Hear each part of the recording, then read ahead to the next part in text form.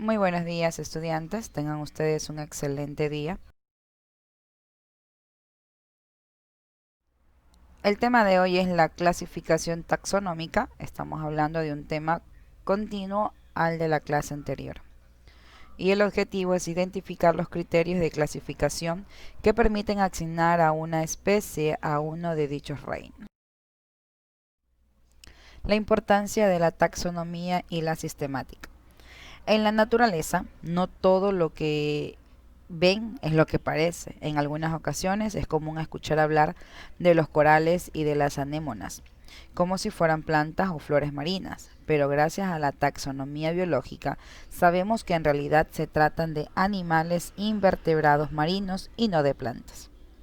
Algo similar sucede con los delfines y las ballenas, que a simple vista parecen peces, pero que en realidad son mamíferos como nosotros.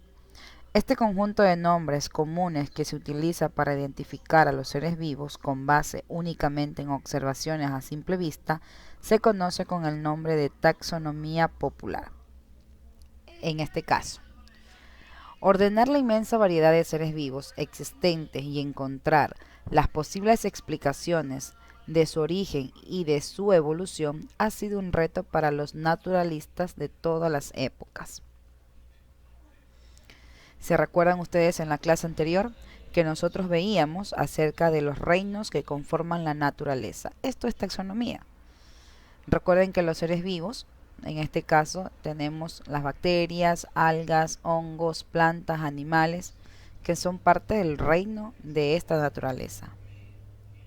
La ciencia que estudia el parentesco, las relaciones y la historia evolutiva de los seres vivos se conoce con el nombre de sistemática. Mediante ella los científicos han podido establecer el origen y la evolución de algunas especies y grupos biológicos con el apoyo de otra disciplina, es decir, la taxonomía, que es el campo de la ciencia que se ocupa de describir y nombrar la diversidad de seres vivos que existen en la naturaleza. Esto nosotros lo habíamos visto ya en la clase anterior. Sin embargo, lo recuerdo porque de aquí parte nuestra clase del día de hoy.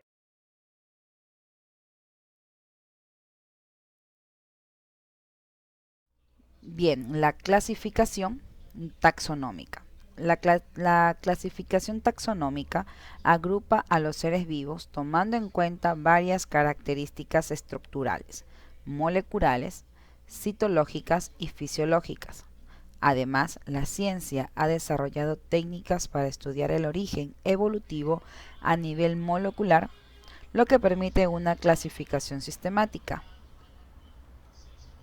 Tenemos los componentes de los sistemas de clasificación taxonómica son: los sistemas de clasificación taxonómica permiten organizar a los seres vivos en diferentes grupos teniendo en cuenta las características que comparten. Esta organización se hace de forma jerárquica, es decir, cada grupo grande está compuesto por otros grupos más pequeños y se va modificando a medida que avanza en el conocimiento de la diversidad biológica. Por ejemplo, aquí tenemos especie, género, familia, orden, clase, filum, reino. Más adelante vamos a conocer estos conceptos. Los sistemas de clasificación están compuestos principalmente por tres elementos, que es el carácter taxonómico, las categorías taxonómicas y el taxón. Bien, el carácter taxonómico. En la actualidad se tienen en cuenta los caracteres morfológicos, fisiológicos, citológicos y moleculares para clasificar a los seres vivos dentro de algunos grupos que establece el sistema de clasificación. Los caracteres o características que contribuyen a la descripción taxonómica se conocen como caracteres taxonómicos o sistemáticos. Bien, nosotros podemos ver aquí esta clasificación del carácter taxonómico. Tenemos el carácter, en este caso tenemos a dos seres vivos, a un animal, el chimpancé, y a un ser humano. Vamos a ver, carácter morfológico. hacen referencia a la forma de organismo. Son los más utilizados por los taxónomos porque se pueden identificar a simple vista. Es decir, en el chimpancé, en el carácter morfológico, como habla, hace referencia básicamente del organismo del ser vivo. Tenemos aquí como una característica pulgar oponible en manos y pies. En el ser humano, pulgar oponible son en las manos. Siguiente carácter fisiológico. Este hace referencia a las características de las funciones vitales del organismo, por ejemplo, al tipo de reproducción, a la forma de obtener nutrientes, entre otras. Aquí tenemos, el chimpancé tiene una respiración pulmonar, al igual que el ser vivo, al igual que el ser humano, que tiene una respiración pulmonar. Luego tenemos al carácter citológico, que hace referencia básicamente al tipo de células de las cuales está conformado este organismo. Lo citológico se refiere al estudio de las células. En este caso, ambos organismos, tanto el ser humano como el chimpancé, están conformados por células eucariotas. Y tenemos el último carácter, el bioquímico o molecular, que hace referencia a las características bioquímicas y genéticas del organismo. Por ejemplo, el número de cromosomas, la composición de la sangre, etc. En este caso, este chimpancé está compuesto, está compuesto por 48 caracteres, a diferencia del ser humano, que tiene en este caso 46.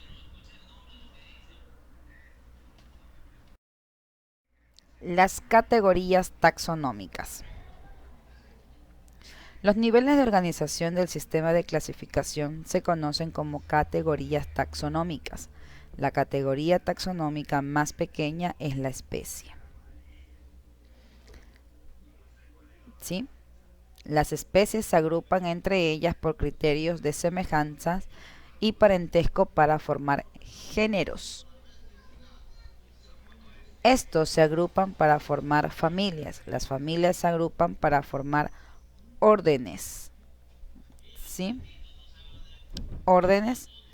Y las órdenes conforman las clases conforman filos, y los filos se agrupan en reino, y los reinos constituyen dominios. La organización jerárquica de las categorías taxonómicas. La categoría filo se utiliza únicamente para animales y protistas, y como división para los demás reinos. Entonces, tomemos en cuenta que la categoría va desde la más pequeña, que es la especie, hasta la más grande, que es la de dominio. Y su orden es especie, género, familia, orden, clase, filo, reino y dominio. El taxón.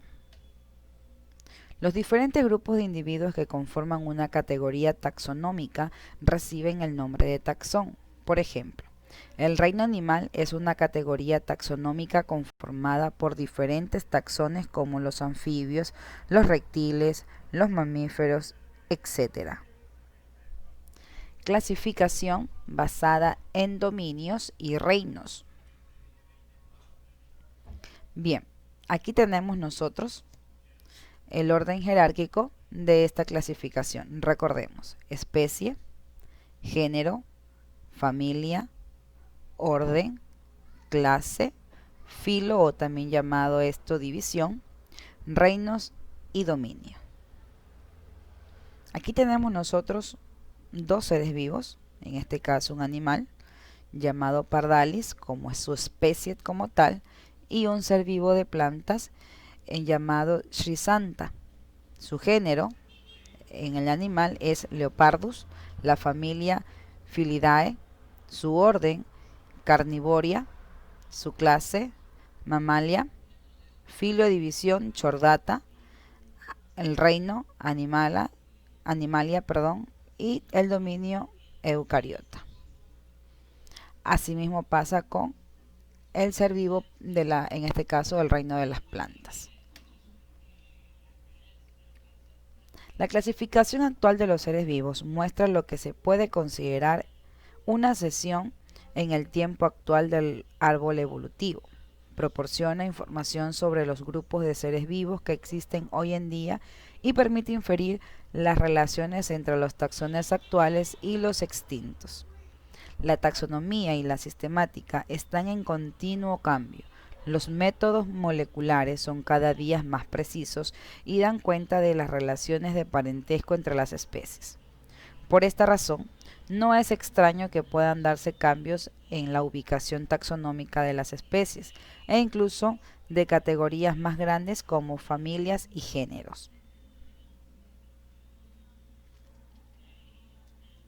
Los animales, las plantas y los hongos conforman reinos diferentes, pero pertenecen a un mismo dominio, que en este caso es el dominio eucariota.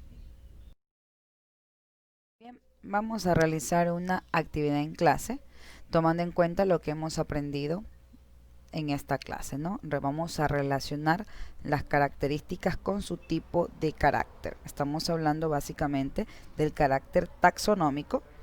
En la primera fila tenemos las características como tal de cierto organismo: presencia de alas, células procariotas, respiración branquial, sangre compuesta por hemoglobina, y en la columna de la parte derecha tenemos el tipo de carácter según el carácter taxonómico. Tenemos al carácter bioquímico, al carácter fisiológico, carácter morfológico y el carácter citológico. Vamos a ver.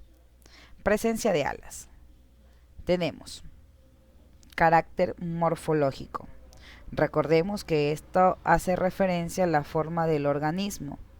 En este caso es algo que nosotros podemos identificarlo a simple vista. En este caso, en un organismo con alas, lo podemos notar y sabemos que este tipo de carácter es morfológico. Células procariotas, carácter citológico. Recuerden que hace referencia al tipo de células de las cuales está conformado este organismo. Respiración branquial, carácter fisiológico, ya que hace referencia a las características de las funciones vitales que realiza un organismo, ¿no? Y por último tenemos sangre compuesta por hemoglobina. El carácter bioquímico, ya que este hace referencia a las características bioquímicas y genéticas del organismo, como lo vimos nosotros en la diapositiva anterior, ¿no?